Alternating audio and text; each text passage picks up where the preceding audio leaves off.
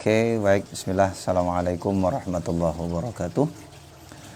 Bismillah, alhamdulillah, salatu wassalamu ala rasulillah Sayyidina Muhammad bin Abdillah wa ala alihi wa sahbihi wa mawalah wa ba'd. Teman-teman, sahabat LSKH yang senantiasa dirahmati Allah dan senantiasa berbahagia, hari ini kita akan melanjutkan bacaan kita yang seharusnya sebenarnya selesai di pertemuan terakhir kemarin, tapi karena dikejar waktu, mungkin cukup ini. Kita menyelesaikan dua bagian terakhir dari bab 3. Dan bab 3 ini bab pokok, dia bicara tentang konsep literasi, konsep oralitas, konsep kelisanannya, yang lalu kemudian menjadi dasar untuk menjelaskan perkembangan selanjutnya pada tulisan maupun pada cetakan. Oke, baik, seperti biasa untuk mengawali, mari kita sama-sama kirim Fatihah buat guru-guru kita, orang tua kita, orang-orang yang mengajarkan kepada kita baca tulis mulai dari hal yang paling sederhana hingga bisa kita gunakan sampai saat ini. Mudah-mudahan semuanya bermanfaat untuk kita fid dini wad dunya wal akhirah. Sya'ulullah lahumul Fatihah. A'udzu billahi minasyaitonir rajim. Bismillahirrahmanirrahim. Alhamdulillahi rabbil alamin. Arrahmanir rahim. Maliki yaumiddin. Iyyaka na'budu wa iyyaka nasta'in. Ihdinas siratal mustaqim. Siratal ladzina an'amta 'alaihim ghairil maghdubi 'alaihim waladdallin. Amin. Bisa kita gunakan sampai saat. Yes, sorry, bocor suaranya. Oke. Baik. Kita ya nggak tahu di naskah halaman 75 ya, di tempat saya halaman 77. Jadi terakhir kemarin itu kita menegaskan dulu. Jadi pada bagian akhir ini di sub terakhir dia menegaskan tentang words are not signs. Jadi kata-kata itu bukan tanda. Jadi yang dia maksud dengan kata-kata bukan tanda artinya kata-kata itu tidak serta-merta lalu kemudian mewakili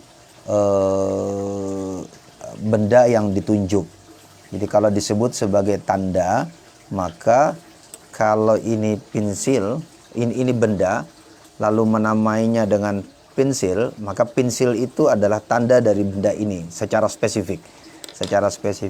Dia bilang tidak. Karena apa? Karena ada proses yang dia bilang kemarin dari awal, proses interior, proses interioritas dalam kata-kata dalam kata-kata.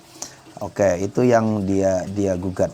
Karena bahkan bagi dia kemarin kan tulisan itu sendiri sebenarnya pangkal tulisan itu justru ada dari bunyi. It is impossible for script to be more than marks on a surface unless it is used by a conscious human being as a cue to sounded words, real or imagined, directly or directly, kata dia. Jadi bahkan tulisan itu sebenarnya hanya bisa bermakna ketika dia dihubungkan dengan conscious human being. Jadi kesadaran manusia, yang kesadaran itu merujuk kepada sounded words, kata-kata yang dibunyikan, baik itu real atau imagine. Itu kata-kata yang dibunyikan langsung. Sounded words itu yang dibunyikan dengan suara atau dibunyikan dengan pikiran. Oke, itu tesis besar dia, bahwa yang tertulis itu bukan kata-kata itu bukanlah signs, bukan tanda bagi dia. Jadi bukan tanda. Jadi bukan seperti hubungan dalam strukturalisme tentang tanda, penanda, dan tinanda. Jadi dia menolak tesis itu. Oke, lalu ya udah dia lanjutkan pembicaraannya kemarin. Bahkan bagi dia our complacency, ini saya ulangin sedikit yang kemarin, in thinking of words as sign is due to the tendency, perhaps incipient in oral cultures, but clearly marked in serigraphic cultures, and far more marked in typographic and electronic cultures, to reduce all sensations, and indeed all human experience to visual analogues. Jadi kalau kata-kata itu diasumsikan sebagai tanda, dia sebenarnya reduce, menghilangkan sensasi bahkan pengalaman visual manusia. Jadi pengalaman manusia. Jadi karena ya tadi ketika kalau kita mendengar kata itu kan sensasi, pengalaman itu semua masuk. Itu semua ikut bekerja untuk menentukan makna. Jadi kalau dalam sounded word, kata-kata yang dibunyikan itu ya seperti biasa kita, kata yang sama itu bisa melahirkan sensasi yang berbeda dengan orang dengan pengalaman yang berbeda. Jadi itu prinsipnya yang dia bilang. Maka kata itu sebenarnya bukan itu. Kata itu nanti di akhir kita akan tegaskan dengan posisi itu, maka di mana dia berada. No one can find exact point of. Jadi ia persis seperti sounds is an event in time, and time march on relentlessly with no stop or division. Nah, itu kan dia bilang kemarin. Kata-kata itu ya ada dalam waktunya. Setiap kata itu ada dalam waktunya masing-masing. Jadi ketika dibunyikan ini ya sudah di dalam waktu itu. Time march on, sementara waktu itu terus berjalan tanpa berhenti, with no stop or division. Tidak bisa dihentikan dan tidak bisa with no stop dan tidak bisa dipilah-pilah. Begitu terus. Jadi karena kata itu ketika lewat waktunya maknanya sudah akan berbeda. Maknanya sudah akan berbeda, sensasinya sudah akan berbeda, experience-nya sudah akan berbeda. Itu kata-kata kata dia. Itu kata-kata kata yang sebenarnya. Persis seperti but this is also falsifies time. Tapi ya sekalipun tidak bisa. Gini, dia kasih contoh kan kemarin tentang jam itu kan. Waktu di jam itu. Kalau kata itu bergantung kepada waktu, nah sementara waktu itu juga relentlessly, juga nggak pernah berhenti kan. March on, langsung. Persis seperti kita lihat jam. Kalau kita lihat jam sepertinya waktu bisa dipilah jam 1, jam 2, jam 3. Tapi sebenarnya dalam prakteknya waktu nggak bisa dipilah-pilah. Waktu itu berjalan aja terus. Berjalan terus. Ini melawan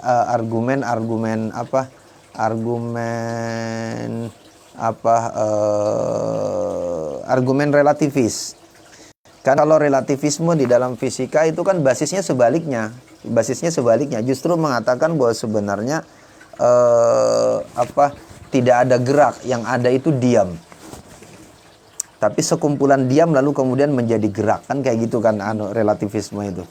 Jadi ini sekian banyak gerak, sekian banyak diam itu tersusun menjadi dengan itu yang kalau di dalam dalam konsep gambar itu kan mereka sebut dengan dot gitu ya. Dot itu kan sebenarnya gambar yang kita lihat seperti gambar itu sebenarnya bukan gambar. Itu sekumpulan dot yang kecil dan begitu banyak. Ketika dia bergabung jadi sebenarnya lalu menjadilah seperti gambar. Sebenarnya dia bukan gambar. Argumen relativis kan begitu, argumen relativisme. Oke, baik. Nah, sekarang similarly we reduce sound to oscillograph pattern and to have certain lengths. Jadi seperti kita mereduksi jam tadi menjadi waktu lalu menjadi hitungan jam, begitu juga kata-kata. Kata-kata itu kita reduksi menjadi makna-makna yang melekat dalam setiap ya akhirnya jadi kamus, makna kamus gitu kan. Itu kan seperti orang memilah waktu dengan hitungan jam yang sebenarnya tidak real. Dalam realitasnya walaupun jam 1 hari ini dengan jam 1 besok itu ya berbeda, totally berbeda sebenarnya. Dia hanya sama dengan penamaan jam 1, tetapi experience, sensasinya itu ya berbeda. Ya berbeda kata dia. Oke. Similarly, we reduce sound to oscillograph patterns and to waves of certain lengths, which can be worked with adapt by the person who can have no knowledge of what the experience of sound is. Or we reduce sound to script and to most radical of our script of the alphabet. Iya, jadi sama itu. Jadi ketika kita memecah bunyi menjadi kata-kata itu. Jadi ya sudah jadi terpotong-potong dia. Oral man. Kita lanjutkan ini 2 paragraf terakhir. Oral man is not so likely to think of words as signs. quiescence visual phenomena. Orang lisan is not so likely to think word of sign. Jadi sangat tidak berpikir kata-kata itu sebagai tanda. Quiescence visual phenomena. Jadi itu adalah sebagai fenomena visual yang diam. Jadi tanda itu maksudnya fenomena visual yang diam. Jadi dia hanya mewakili maknanya saja, gitu kan. Jadi tidak punya quiescent visual phenomena itu ya itu. Jadi kita melihat kata, ya sudah, kata itu saja. Kalau disebut sebagai science itu, Homer refers to them with the standard epithet wink words. Homer merujuk kepada kata-kata itu dengan epithet standar, dengan kata sifat standar. Apa itu? Wink words, kata-kata yang bersayap. Kata-kata yang bersayap artinya which suggests evanescence, yang berarti kata-kata bersayap itu evanescence, sesuatu yang selalu evanescence itu hidup terus ya, tidak pernah berhenti, bergerak terus.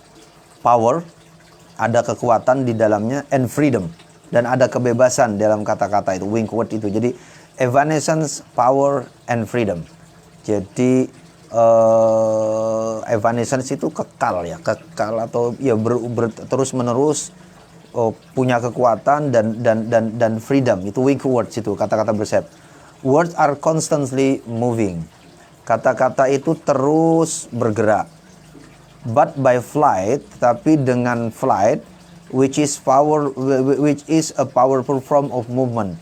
Jadi dia dengan menggunakan but by flight, tapi dengan pesawat atau dengan kendaraan, which is a powerful form of movement, yang merupakan bentuk yang sangat kuat dari gerakan. Jadi nggak berhenti. Jadi and one lifting the flyer free of the ordinary, gross, heavy, objective word. Jadi and one, orang akan lifting lifting the flyer, menaikkan flyer ini tadi, pesawat, orang yang di dalam pesawatnya, pengendara pesawat ini tadi, free of the ordinary, gross, heavy, and objective word. Dia lepas dari dunia yang biasa-biasa ini, dunia yang gross itu yang terlihat nampak, heavy, dunia yang sangat berat ini, dan dunia yang objektif. Jadi dia mau katakan gini, jadi kata-kata itu, wing words itu disebut dengan wing words, kata-kata yang bersayap, karena dia tidak pernah konstan. Jadi tidak pernah punya makna tunggal. Jadi dia selalu bergerak, berubah, dan perubahan itu tidak pernah membuat dia bisa menjadi objektif. Itu kan ya, sebenarnya ini yang menjadi basis di dalam studi media misalnya. Dalam studi media, orang lalu kemudian punya pendekatan analisis isi, content analysis. Content analysis di dalam studi media sebenarnya prinsipnya sama dengan asumsi ini, bahwa satu kata itu akan dipakai secara berbeda di dalam kesempatan yang lain, tergantung dengan sensasi yang dibawa pada saat ruang di mana kata itu digunakan. Jadi tidak pernah bisa, itu nanti di belakang paragraf selanjutnya makanya dia penganut mazhab dekonstruksionis pada beberapa hal gitu ya. Karena jadi kata yang sama dipakai dengan, saya sering kasih contoh gini. Kalau kita membaca media di tahun 60-an awal dengan membaca media sekarang, ketika menyebut kata komunis, itu sensasinya berbeda di media itu. Sensasinya akan berbeda. Sensasi di khalayak secara umum. Kayak nanti yang kita sebut tentang community. Oke. Nah, lalu kemudian terakhir ini sebagai penutupnya. In contending with Jean-Jacques Rousseau, Derrida is of course quite correct in rejecting the persuasion that writing is no more than incidental to the spoken word. Oke, ya dalam kritik contending melawan melawan Jacques Rousseau, kritiknya terhadap Jacques Rousseau, Derrida is of course quite correct. Menurut dia Derrida ya tentu saja mungkin sangat benar in rejecting, dalam menolak the persuasion, dalam menolak anjuran that writing is no more than incidental to the spoken word. Jadi Derrida juga bisa benar menurut dia sangat benar ketika menolak anjuran bahwa writing, tulisan, is no more than incidental to the spoken word, bahwa tulisan itu tidak lebih daripada sesuatu yang insidental terhadap dunia tuturan. Jadi tulisan, nanti dia jelaskan itu. Jadi sekarang dia mau menegaskan, jadi karena dia mau bilang jadi tulisan itu tidak sekedar insidental dari dunia tuturan, karena dia selanjutnya mau katakan tulisan itu sebenarnya merubah sama sekali nanti cara pandang terhadap kata tadi, word of science itu. Jadi tulisan itu punya efek berat sebenarnya, tidak padahal dia sebenarnya dulu ya dia turun dari sounded words, tetapi dia walaupun begitu dia tidak sekedar tidak bisa dikatakan hanya sekedar sesuatu yang incidental terhadap spoken word. Kenapa? But to try to construct a logic of writing without investigation in the depth of the orality out of which writing emerged, and in which writing is permanently and ineluctably grounded, is to limit one's understanding. Although it does produce at the same time effects that are brilliantly intriguing, but also at times psychedelic, that is due to sensory distortions. Oke. Tetapi tulisan itu but to try to construct logic. Tetapi kata dia, jadi gini dia nggak mau kan tadi dia nggak mau menolak anggapan bahwa tulisan itu ya insidental saja. Jadi di tengah-tengah spoken word lalu kemudian muncul tulisan, gitu kan, di tengah spoken word muncul tulisan. Padahal spoken word ini kan menyatakan bahwa word is not sign, itu bukan tanda. Nah dia nggak mau bilang writing itu sekedar insidental, karena writing itu akan merubah cara berpikir, kata dia, akan merubah drastis cara berpikir. Jadi nggak bisa dianggap sekedar insidental.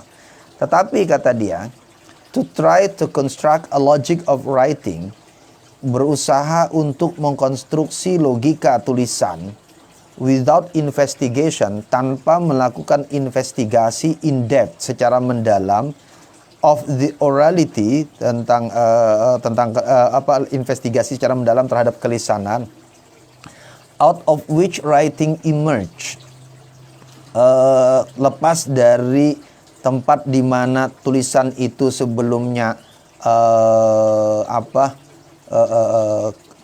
muncul, and in which writing is permanently and electably grounded is, dan di mana tulisan itu secara permanen dan tidak bisa dihindarkan, grounded, mendasarkan dirinya, is to limit one understanding. Itu berarti sudah membatasi pemahaman seseorang.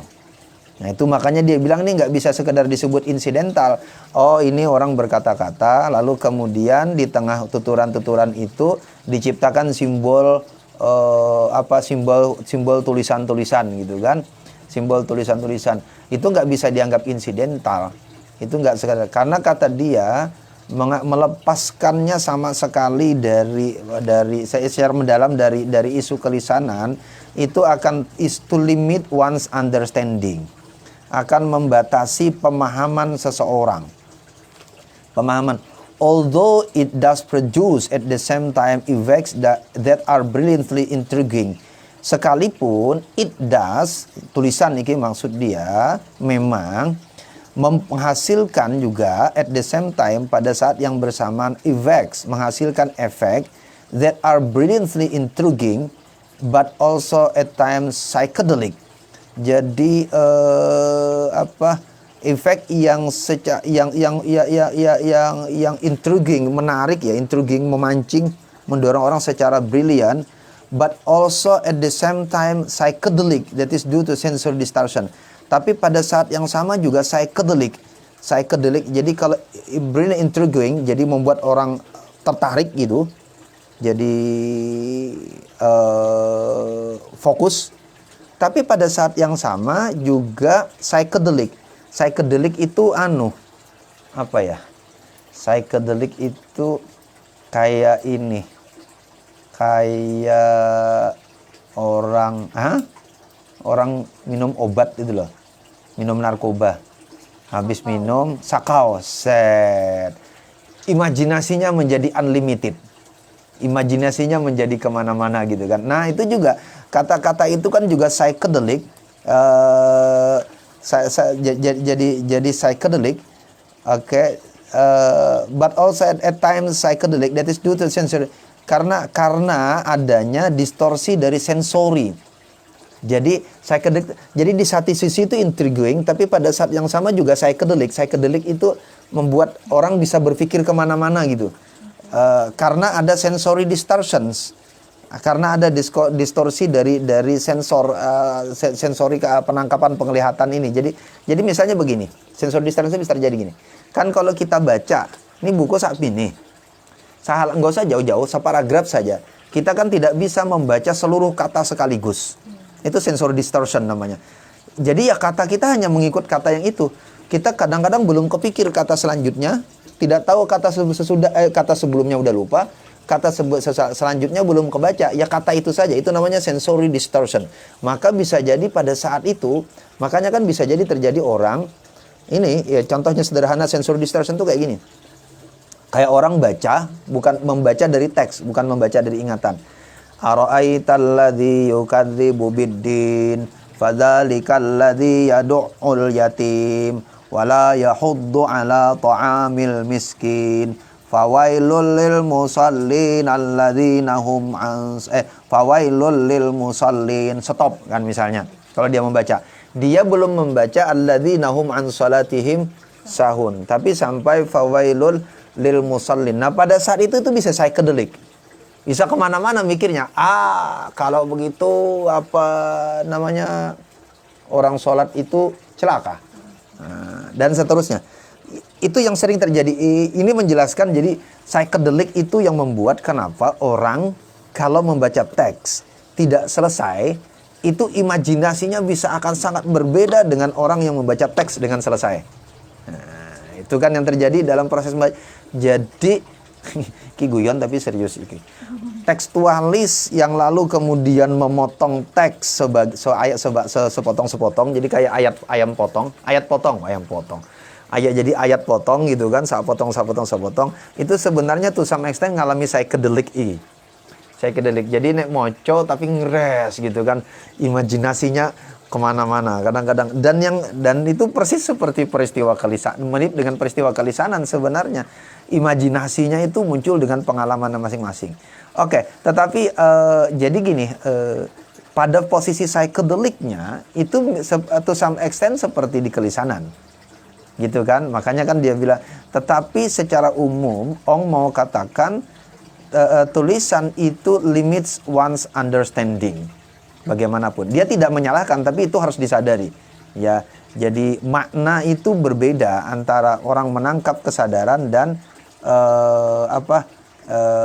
menangkap lewat tulisan dan lewat sounded word. Freeing ourselves of xerographic and typographic bias in our understanding of language is probably more difficult than any of us can imagine. Tapi dia tegaskan begini, membebaskan diri kita dari xerographic dan typographic, jadi bentuk-bentuk tulisan itu, bentuk tulisan tangan maupun tulisan ketik mesin. Jadi membebaskan kita dari bias xerographic dan typographic di dalam pemahaman kita tentang bahasa is probably more difficult than any of us can imagine. Mungkin kata dia lebih sulit bagi kita dan jauh lebih sulit dari yang bisa kita bayangkan. Apalagi saat ini gitu kan. Ya tadi kan gini, kalau kita menyebut kata meja, coba sebagai orang yang consciousness kita akan bekerja MEJA atau bentuk meja.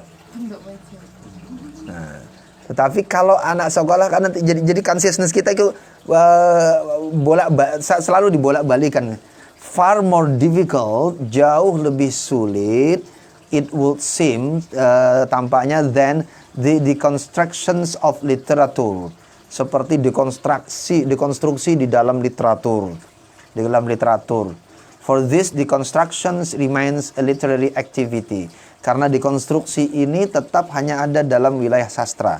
Kan wilayah dekonstruksi itu kan di antara pembawa teori dekonstruksi itu kan Derrida. Di buku dia Of Grammatology.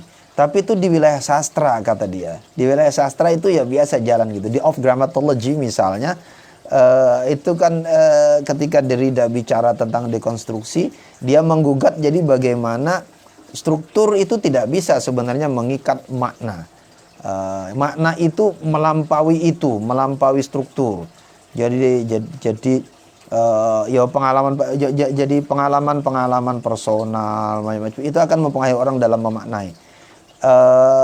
Jauh lebih berat dari itu kata dia.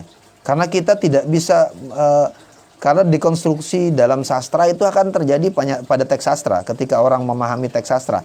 Tapi ketika di dalam proses pergaulan sehari-hari, berat itu melepaskan sounded word. Karena hampir semua kata-kata, semua interaksi kita sekarang diatur oleh sirografi dan tipografi ini tadi.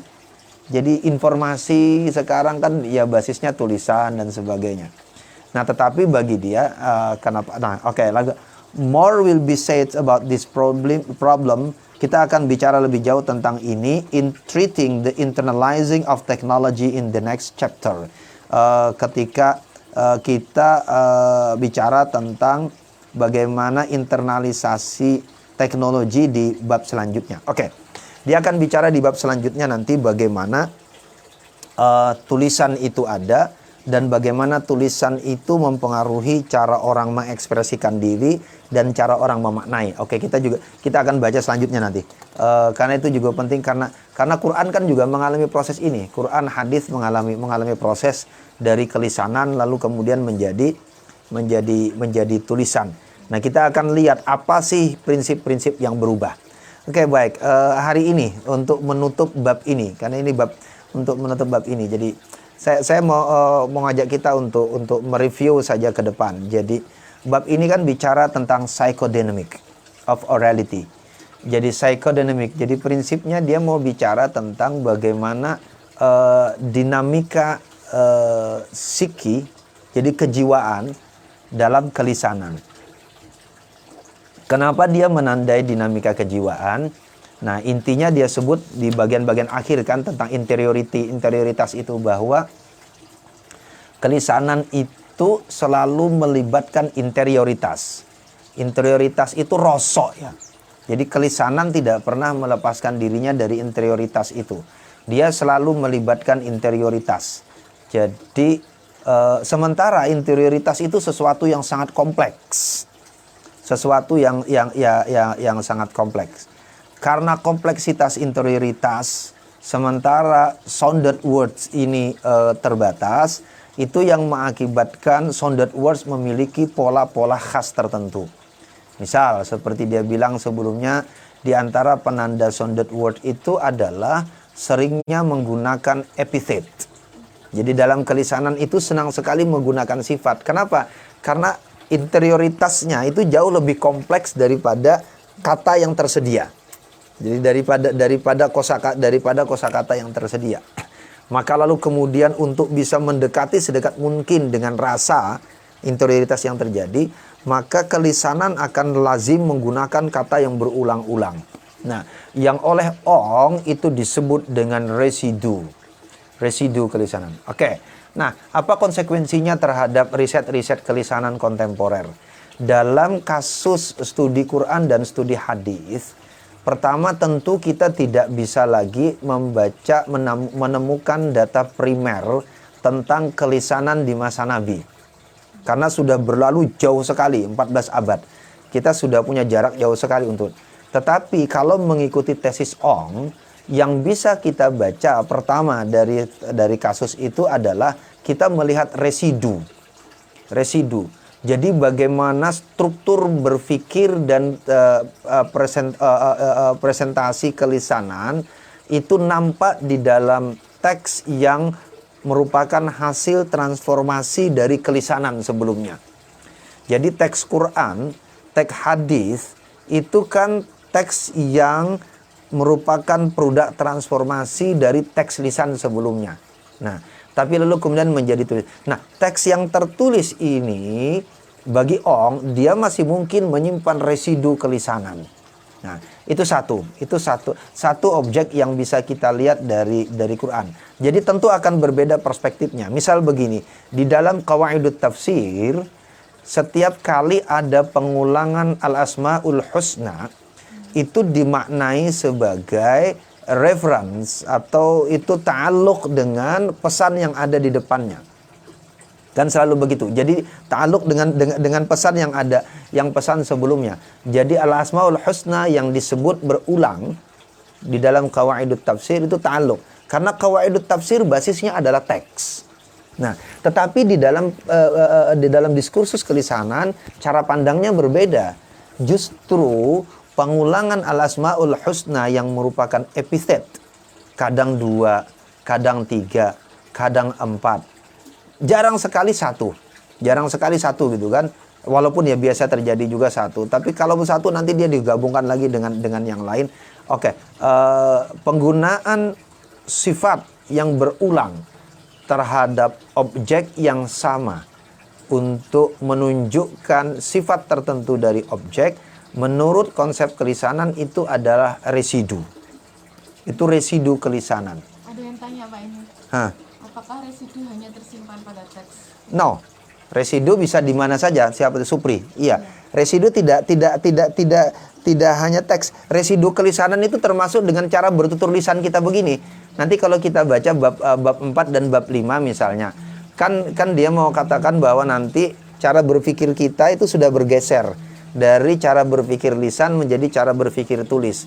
Bahkan pada saat cara berpikir tulis pun, jadi misal begini, jadi ketika kita menulis kan menjadi teks tulisan, atau ketika kita bertutur itu residu kelisanannya ya tetap muncul.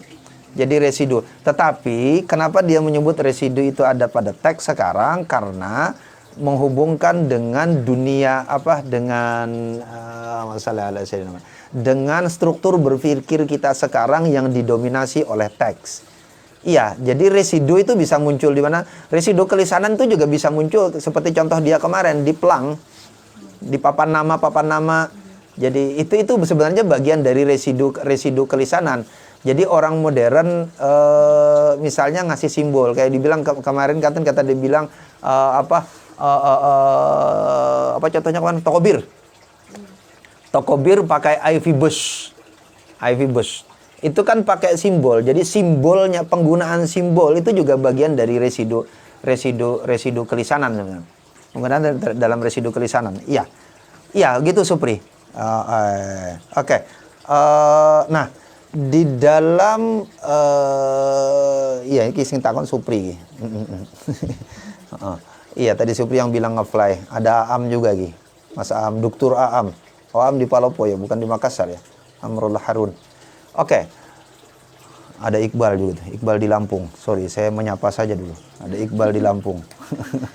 Iqbal ini, saya tahu Iqbal ya, kakak kelasmu ini. Iya, Iqbal. Oke, baik. Ala kulli hal. Jadi balik ke tadi. Jadi pertama dulu, jadi kita bisa jadi objek riset yang bisa kita gunakan itu adalah dengan melihat residu.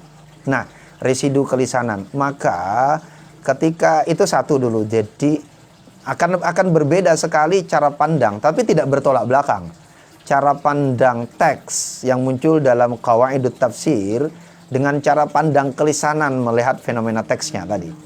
Jadi tadi kasusnya. Jadi kalau di dalam qawaidut tafsir al-asmaul husna itu sifat Tuhan untuk ta'alluq dengan penjelasan sebelumnya. Bismillahirrahmanirrahim.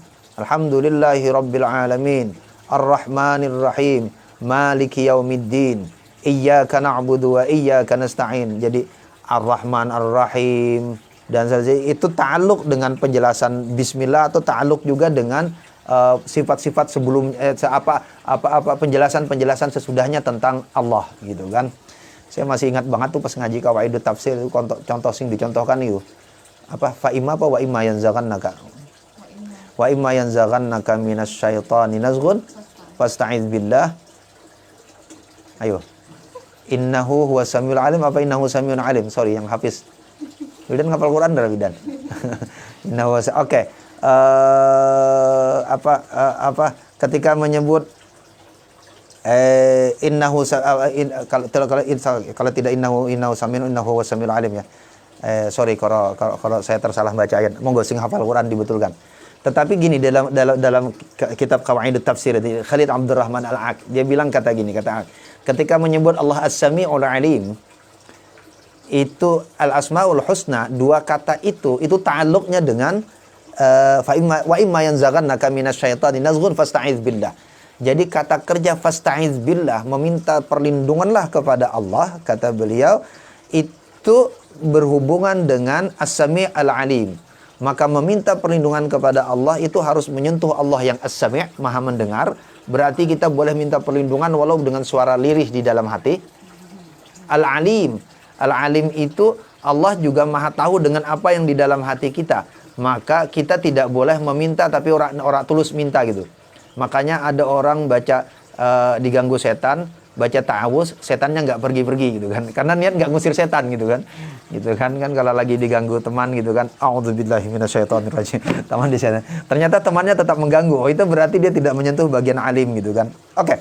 Tapi ala kulli hal. Itu prinsip di dalam kaidah.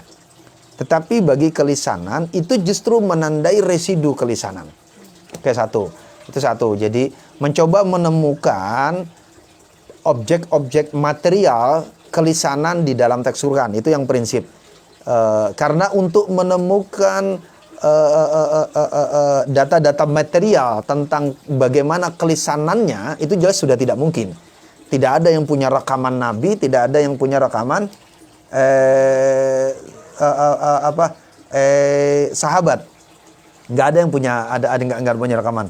Oke, kayak ada Bang Dr. Bahrul juga gitu. Tapi namanya Faisal ya. Oh temannya, mama saya temannya Bang Bahrul, Mas Faisal di Kebumen. Oke, ala kulli hal. Jadi data primernya kita nggak bisa ketemu. Tetapi kita bisa memindah data primer itu ke residu.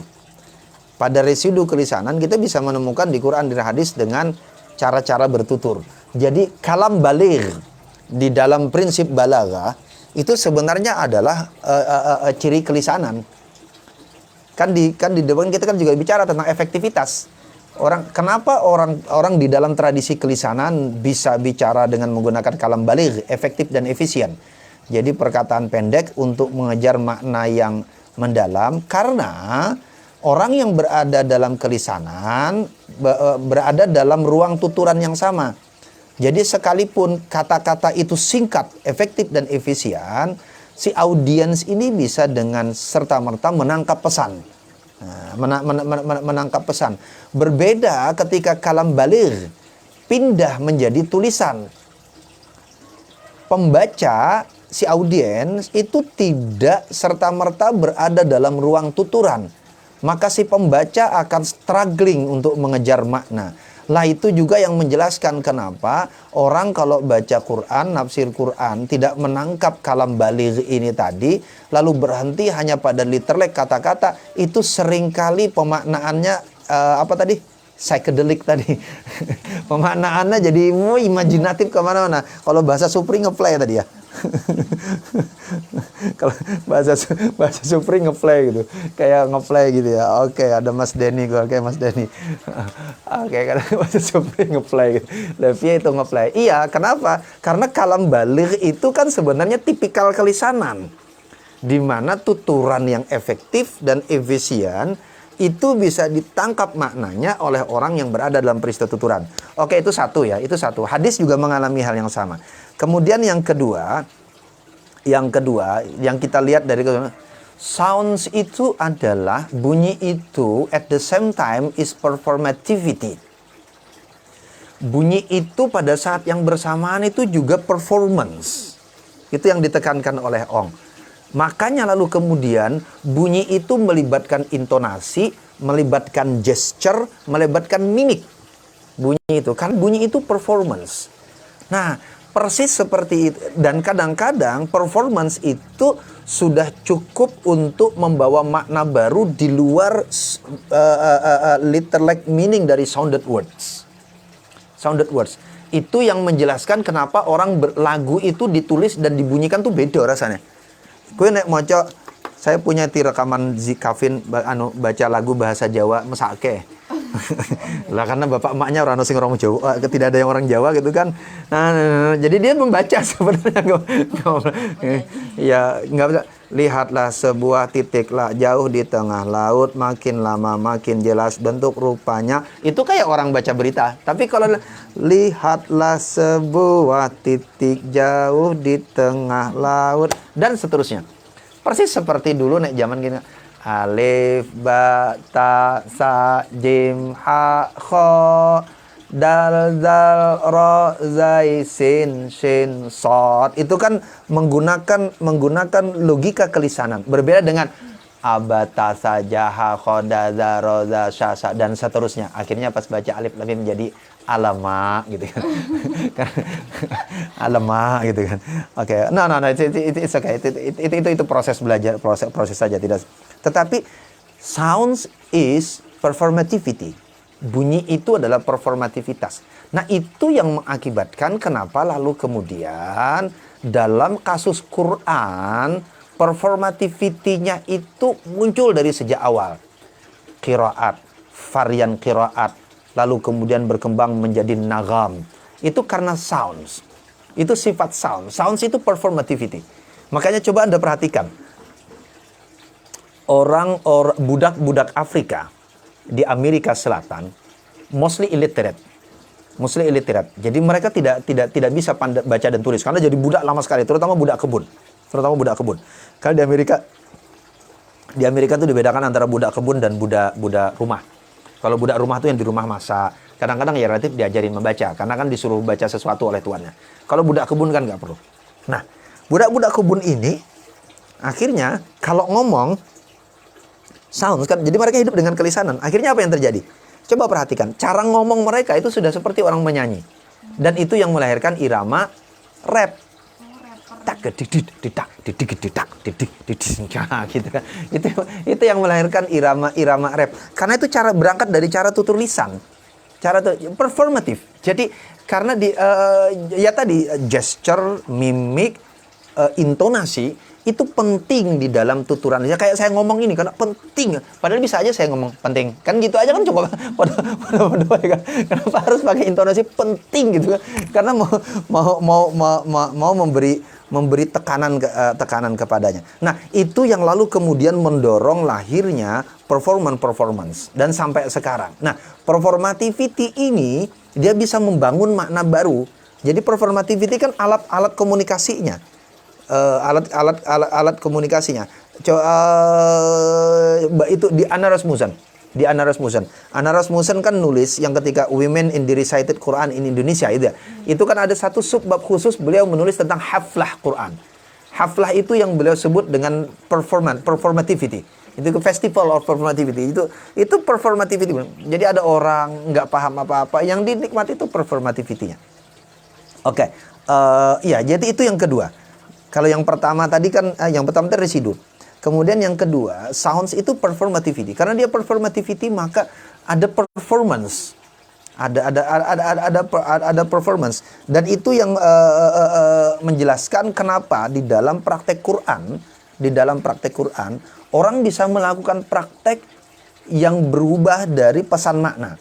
Kasus yang paling sering saya ceritakan itu adalah kasusnya Al-Fatihah. Kasusnya Al-Fatihah dan kasusnya Al-Ikhlas. Saya sering bawa dua kasus itu di mana-mana. Itu kan menjelaskan bagaimana performativity itu, karena sounds is performativity, maka performativity ini membuka ruang munculnya performasi selanjutnya. Performa, termasuk tadi kiroat itu. Jadi kiroat itu sebenarnya adalah keniscayaan di dalam proses kelisanan, gitu kan? Karena dia performativity. Oke, kemudian yang ketiga. Dia tidak pernah free context. Sounds itu, kata Ong, selalu diikat oleh konteks. Jadi selalu diikat oleh konteks. Jadi dia selalu ada di dalam konteksnya. Konteks pada saat peristiwa tuturan terjadi. Nah, oke. Kalau kita mau tarik ke dalam diskursus studi Quran dan studi hadis tadi, karena kita tidak punya lagi data primer tentang bagaimana kelisanan terjadi di masa Nabi, yang kita hadapi adalah residu, maka dengan perspektif ini sebenarnya memberikan perspektif yang memberikan penjelasan yang sama dari argumen yang lain, tentang kenapa membaca Quran harus kontekstual, gitu kan? Membaca Quran harus kontekstual, itu cerita. Tetapi tesisnya sama. Tetapi kelisanan membangun argumen dari sisi yang lain. Tapi tesisnya sama, bahwa harus membaca dengan konteks. Kenapa? Karena dengan adanya residu kelisanan itu membuktikan bahwa it was an oral text. Dia dulu adalah oral text. Maka lalu kemudian residu ini pun harus tetap dibaca di dalam karakter itu. Dalam karakter kelisanannya. Maka dia tidak bisa dibaca dengan melepaskan diri dari konteks tuturan. Konteks tuturan yang paling dekat apa yang paling mudah? Ya, sababun nuzul wa bi'atun nuzul. Sababul wurud wa bi'atul wurud. Jadi sabab nuzul, bi'atun nuzul, penyebab hadis disampaikan, dan bi'ah yang membuat hadis itu disampaikan. Jadi ruang kesejarahan ketika tuturan itu terjadi. Nah, yang terakhir, ruang kesejarahan ketika tuturan itu berlangsung. Jadi prinsip begini, saya sering sampaikan, saya membuat kesimpulan begini. Jadi membaca kelisanan itu adalah penutur. Kita perlu membaca penutur, lawan tutur, isi tuturan, dan konteks tuturan. Jadi sebuah peristiwa penuturan itu melibatkan 4 unsur ini secara dinamis. Penutur, lawan tutur, isi tuturan, jadi bentuk tuturan dan konteks tuturan. Itu yang nanti yang akan menentukan makna. Oke, baik. Nah, yang terakhir ketika dihubungkan dengan konteks tadi, maka konteks itu tidak hanya tentang orang per orang, tetapi ini tentang community of the speakers. Jadi komunitas yang bertutur. Dia sebut ini utterer gitu kan. Jadi komunitas penuturnya. Kenapa? Karena makna itu tidak semata-mata sensasi personal mereka berdua.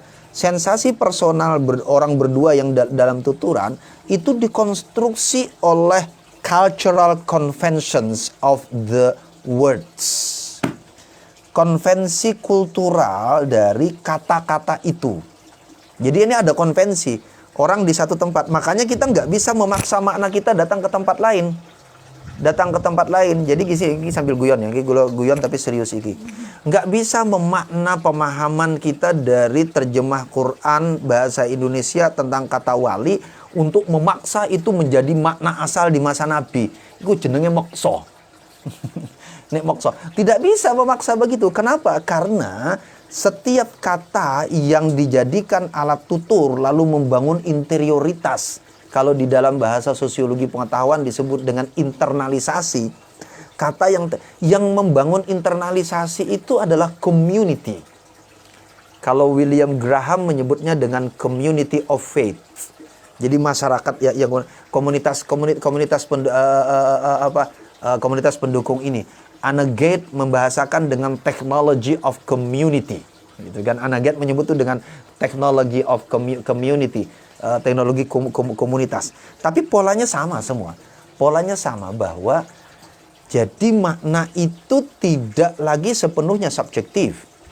Tidak lagi subjektif, tetapi dia dikonstruksi oleh sesuatu yang juga lebih luas. Konvensi di ruang di sekitarnya tentang mana. Makanya tidak cukup sababun nuzul, tapi juga memerlukan asbabun nuzul.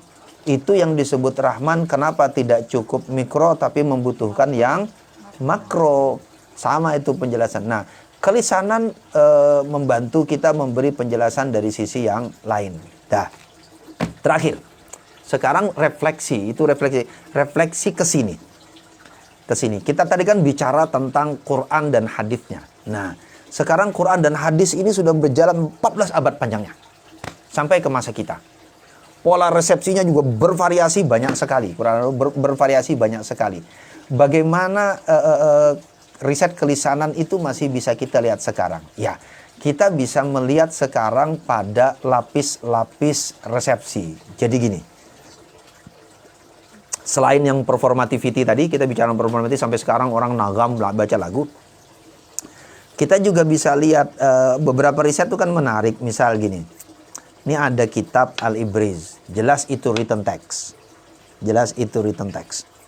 Tetapi lalu kemudian kitab ini merupakan tafsiran dari Quran yang juga written text.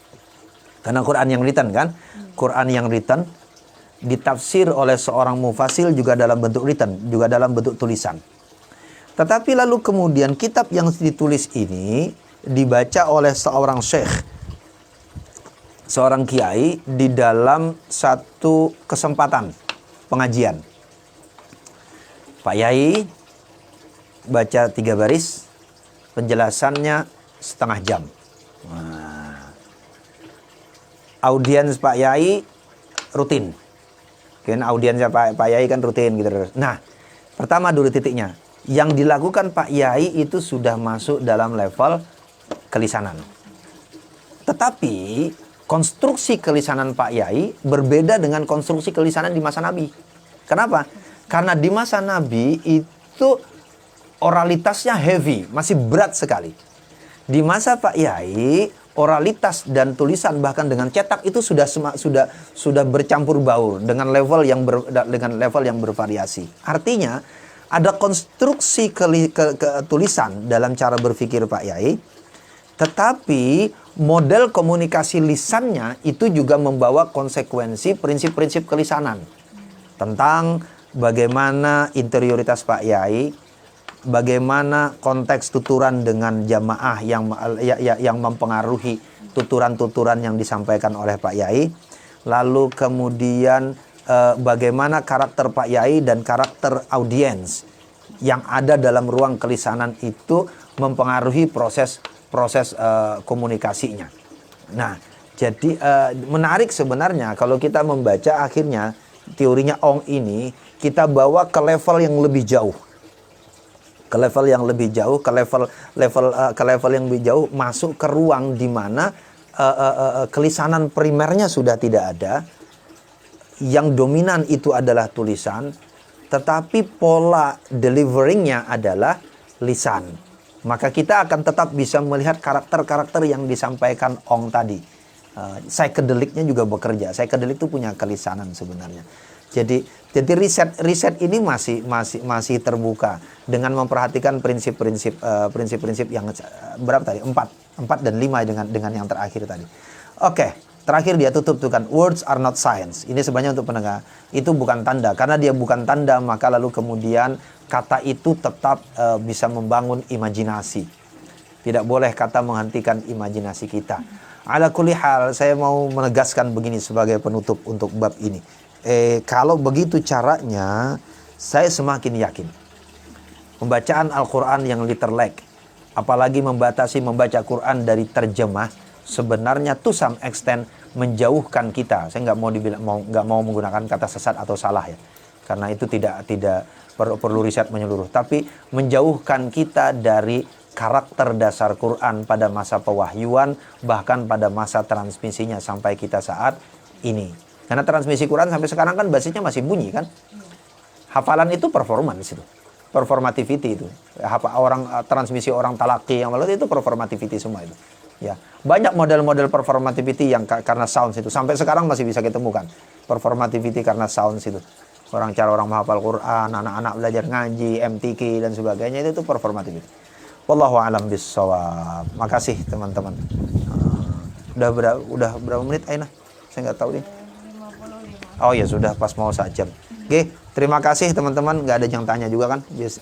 Biasanya yang rajin tanya Duha lagi ngajar nang di sih Duha. Keren nih. Oh, oke.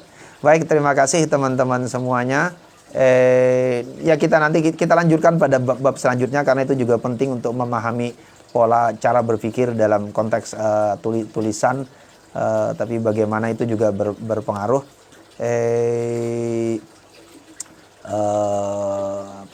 Selamat menjelang berpuasa. Nanti kita lihat, nggak tahu bulan puasa kita ngaji atau enggak. LSKH jadi nggak sih mau ngaji posonan kemarin? Belum. LSKH mau ada ngaji posonan nanti bulan puasa, masih dipersiapkan sama teman-teman. Oke. Wallahu a'lam bissawab. Allahumma fiqh ila aqwamit thariq. Mugi manfaat berkah. Assalamualaikum warahmatullahi wabarakatuh.